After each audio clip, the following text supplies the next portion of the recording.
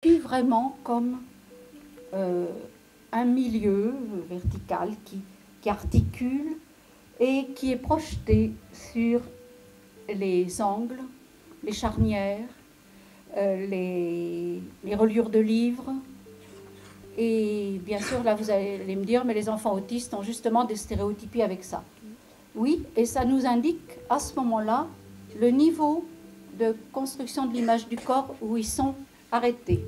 Donnons aux petits laborantins des laboratoires pour travailler avec eux les niveaux de l'image du corps où ils sont arrêtés. J'ai mis à plusieurs, mais bien sûr, il y avait déjà les packings.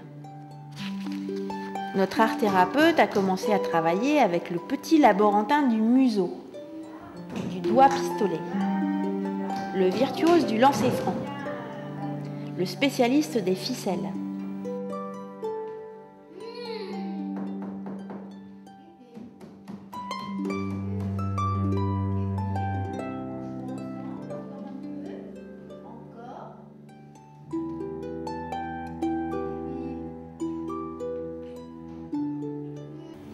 L'art thérapeute crée une machine à écrire. Nous étions très intéressés par la question d'Howard Button. Quelles sensations se procure-t-on en se balançant, en se mordant, en agitant les mains, en produisant des sons? Et combien ces bruits sont agréables à produire? Qu'un monde qui va pas bien va se réfugier, entre guillemets, dans ces trucs. Ça fait du bien, c'est vachement drôle pour eux. Et pour moi aussi d'ailleurs, si je me laissais aller.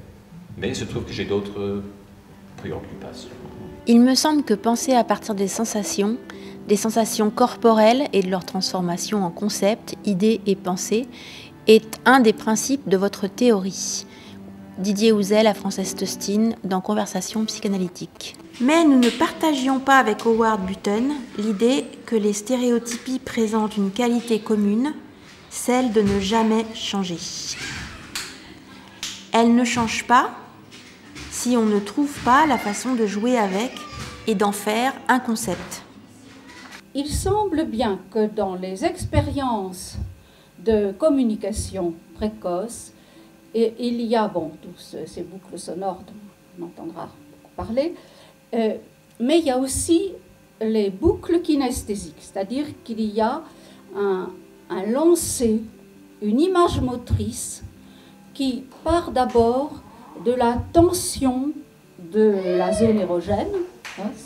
Tout ça, c'est à partir bien sûr de la poussée vitale, de la poussée pulsionnelle, qui doit rencontrer une attraction de l'objet. Et il y a une espèce d'image motrice qui a un quantum d'hallucination, parce que c'est la bouche du bébé se tend, la main des fois avec, un petit peu plus tard, la main-bouche. Mais c'est une image motrice qui est peut-être une des premières images.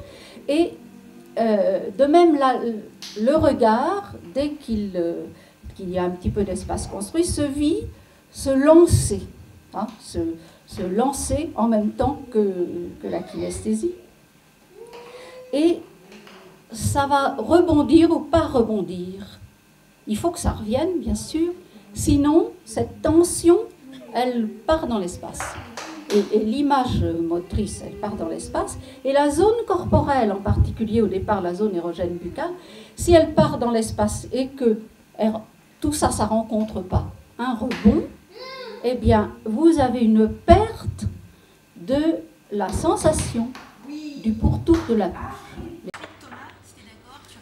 Alors, on a décidé d'inventer un atelier stéréotypie. Et en fait, il y a une alternance entre le packing et la stéréotypie, tout ça pour éviter ce qu'on connaît de chez Kevin, c'est-à-dire une attaque constante de ce qui est investi. On va bien voir. En fait, voilà, c'est ça. Donnons déjà une forme à notre nouvel atelier. Du corps au signe et du signe à la trace, ou plutôt de la trace au signe. On va récupérer ces messages lancés dans le désert, ces messages en panne de construction de l'image du corps. Qu'est-ce que tu penses de ça?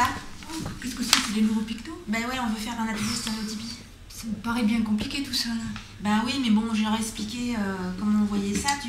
Avec Kevin, on veut le faire. Ah, bon, avec Kevin, c'est vrai que les stéréotypies, il y en a pas mal, mais bon, 1, 2, 3, On va jouer avec la stéréotypie, on va essayer de la desserrer, on va en donner une représentation, on va le mettre dans l'ordinateur après.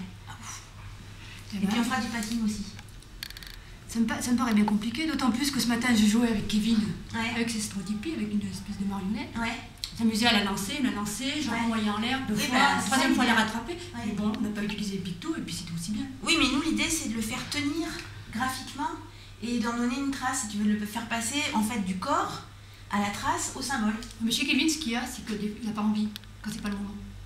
Ah oui, mais tant pis, on va essayer. Ouais. On va essayer, on verra bien, c'est la dernière année. On va mettre le paquet. Bon, ben, on va souhaiter bonne chance au picto. Ouais, tu crois pas, toi? Pas beaucoup, à vrai Ah dire. non, On Paris. parie quoi la création de nouveaux pictos, si ça marche. Voilà. La stéréotypie institutionnelle et son chemin chaotique et chaotique, ses résistances au changement. Quand même quelques réserves, autant je m'engage dans cette mise en place de ce type d'atelier, mais j'ai beaucoup de réserves par rapport à l'usage des pictogrammes qui fonctionneraient comme ça tout au long de la journée, dans tous les moments, parce que bon, je pense qu'on a vu par l'expérience professionnelle que nous avons, des situations répétées peuvent devenir envahissantes chez des enfants autistes, psychotiques et parfois les rendre mal.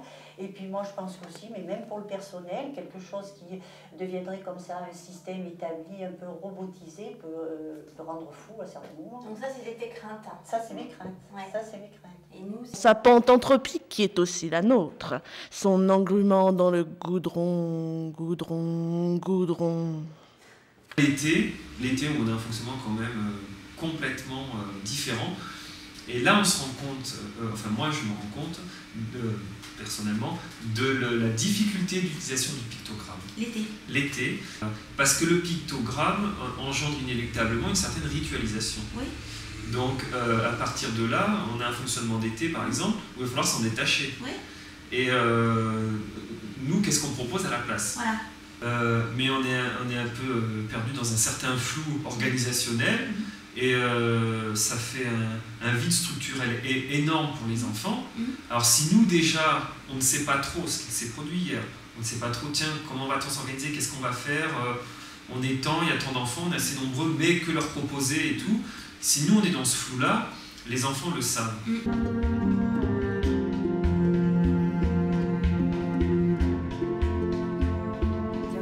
Muer le pire désert en invitant des éminences grises. Association de formation à perpétuité. Vraiment, pour moi, cette représentation du travail qu'on fait ensemble, c'est que les gens, j'ai l'impression qu'on est dans une raffinerie ensemble. C'est-à-dire que les gens vont chercher le pétrole brut et qu'ensemble on le raffine. Et que ça devient une énergie utilisable pour le mettre après dans ces... C'est une image peut-être un peu triviale, mais c'est vraiment partir. Elisabeth Abou, qui a écrit un très très beau livre sur ces notions d'émotion, elle appelle ça l'émotion brute, qui après se retransforme en pensée et en élaboration psychique. Je crois que c'est vraiment de ça qu'il s'agit. Les gens amènent leur expérience et nous allons la transformer pour qu'elle puisse être utilisable par tout un chacun comme une source énergétique en fait. Énergétique, investissement. Qu'est-ce qu'ils investissent le plus en fait? L'esthétique? En travaillant à les faire retomber sur Terre, il est important de ne pas détruire leur potentialité esthétique. Frances Tostine. Je crois que c'est important que les espaces soient esthétiques, et même si certains doivent être un petit peu jaloux de l'aspect un peu luxueux de ce travail, de cet espace. Par contre, je pense que les parents doivent être très sécurisants pour eux, d'avoir un espace comme ça qui n'est pas un hôpital banalisé.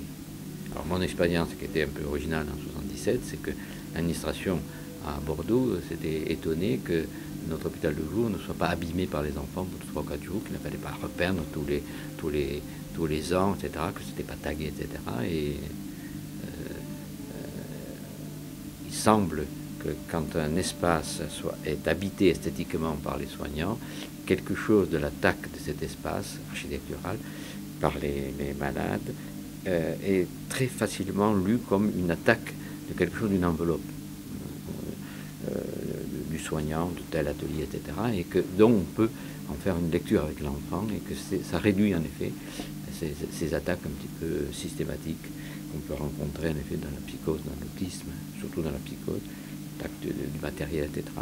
Le matériel esthétique est moins attaqué, non pas parce qu'il est plus défendu par les adultes, hein, mais parce qu'il est lu par l'enfant comme étant quelque chose, un prolongement de la sécurité contenante des soignants. Muer le pire désert en inventant des espaces de jeu. Hubert Montagnier nous a aidés, l'association de parents aussi.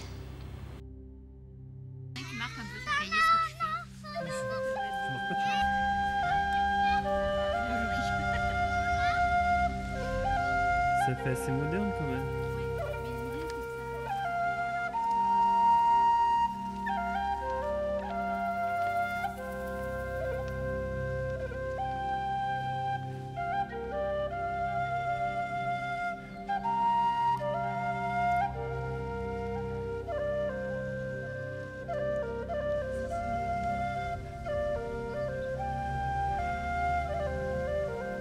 Muer le pire désert en faisant survenir sur cette trame d'atelier thérapeutique laboratoire très ferme des événements artistiques.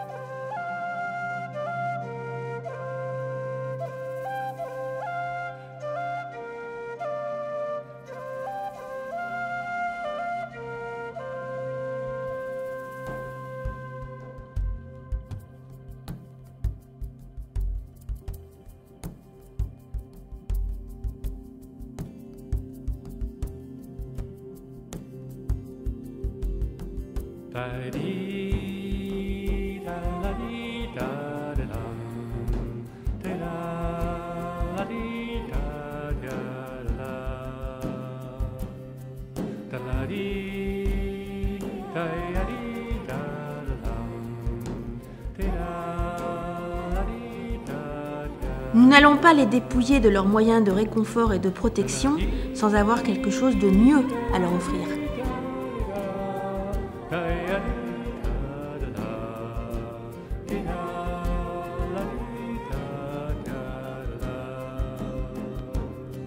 La